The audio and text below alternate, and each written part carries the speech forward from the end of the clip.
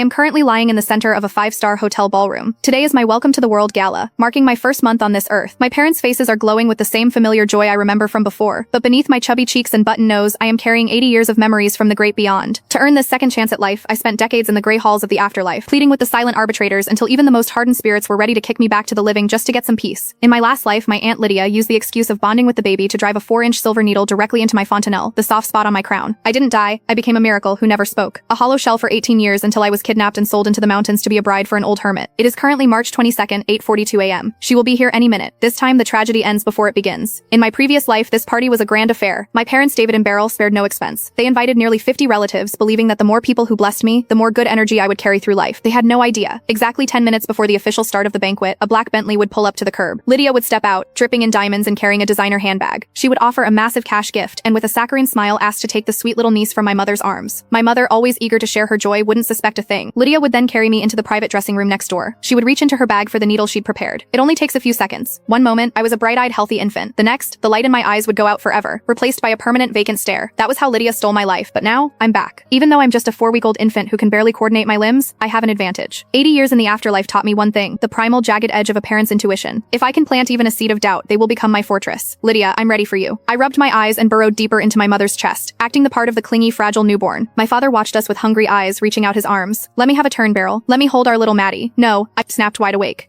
In my last life, my father was the one who let his guard down the most. He loved Lydia. She was his baby sister. Even when the doctors later found the scar on my scalp, he couldn't wrap his head around the idea that his own flesh and blood could be a monster. I couldn't rely on him. Not yet. Wah! I let out a piercing, glass-shattering shriek. It wasn't a hungry cry or a sleepy whimper. It was a visceral, soul-tearing howl of terror. My father flinched, his hands recoiling instantly. Whoa, what happened? Does Maddie hate me today? My mother gave him a sharp look, rocking me protectively. Shh, it's okay, baby. Mommy's got you. Daddy's just too loud, isn't he? No daddy right now. I sniffled, gradually quieting down. My grandfather Bob watched this from his chair and chuckled. Looks like Maddie only has eyes for her mama. Come here, sweetheart. Let Grandpa see those eyes. He reached out. Before his fingers even brushed my lace gown, the siren went off again. A scream so loud my face turned purple. Sorry, Grandpa. In my last life, he had been the one encouraging me to bond with Lydia. He wanted the family to be a tight-knit unit. He was an enabler of the worst kind, the kind who loves too much to see the truth. I cried harder, gasping for air until I nearly choked. Grandpa froze, his face flushing a deep, embarrassed red. Beryl looked overwhelmed. I think she's just overstimulated. She didn't sleep well last night, and with all these people, I think she just needs me. Sorry, Dad, maybe later. David and Bob exchanged a disappointed glance and sighed in unison. They stepped back, giving us space. The minutes ticked by. The guests began to fill the ballroom. I counted down the seconds in my head. 3, 2, 1. Beryl. Oh my God. Let me see the guest of honor. The heavy oak doors of the ballroom swung open. Lydia marched in on 4-inch stilettos, swinging a rare-skin Hermes bag, her jewelry clinking like a death knell. Look at her. She is absolutely precious. She hurried over, pulling a thick envelope from her bag and shoving it into my mother's hand. Then, with practiced ease, she made her move.